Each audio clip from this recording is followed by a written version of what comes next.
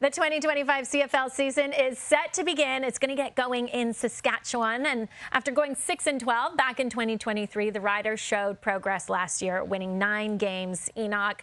And they went to the West Final, of course. So now with a healthy Trevor Harris in 2025, is this team good enough to win the West? Absolutely, Sarah. The key word, you said it. Healthy Trevor Harris. We saw with this team when he was hurt and he was out of the lineup, this team struggled to get things going. And so they're going to need to have Trevor Harris healthy. Now, the challenge is they lost 2 offensive linemen, Canadian at that. So it's going to be challenging for them. But they have enough weapons around Trevor Harris that they're going to be able to sustain that offense. They have receivers such as Kean Schaefer-Baker, analyst, a lot, and the list goes on. On offense, they're very talented. And not to mention A.J. Ouellette, who's also there to be able to pound the ball when they need to. So they're going to be able to handle the deal over there. What I love about this team is actually their defense. The defense led by Corey Mace, who's a guy that I know very well. And this defense is going on a second year in the same system. Usually, typically, a defense that goes into the second year with the same system like that takes a huge step forward.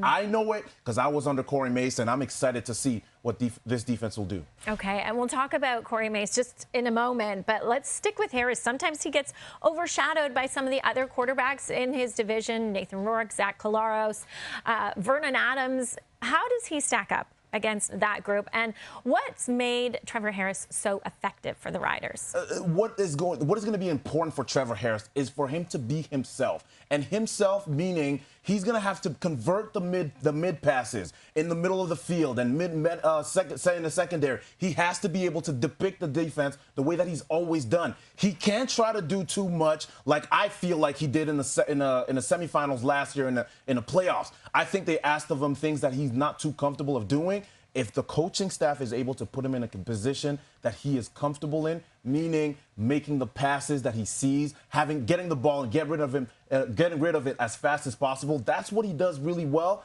and that's what he's done tremendously over the course of his career. If he's able to do that this year, man, this team is going to a new level. Yeah, okay, now we can talk about your guy, Corey Mace, who, of course, you played for. How would you characterize him as a coach as he enters his second year with the Riders? And how do the things you like about his style translate into wins? Oh, man, Corey Mace is a guy that I absolutely love. I love playing under him. One of the reasons was you hear so much about this is a player's coach.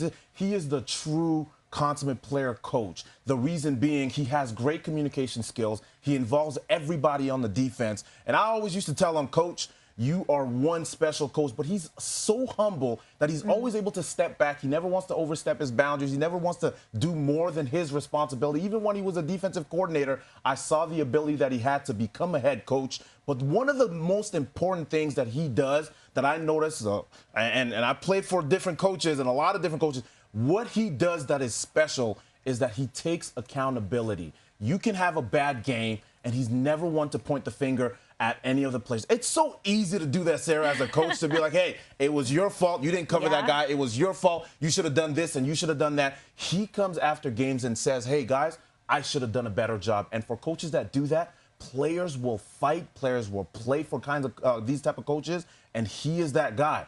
And I'm excited to see what this locker room will look like coming for this season. Oh, I imagine he gets so much respect from his players. And then you mentioned he's really good at communication and accountability. Those are life skills I think we all really need in order to succeed. Odds makers certainly expect the Riders to build off of last season, considering Saskatchewan has the second shortest odds to win the West this year.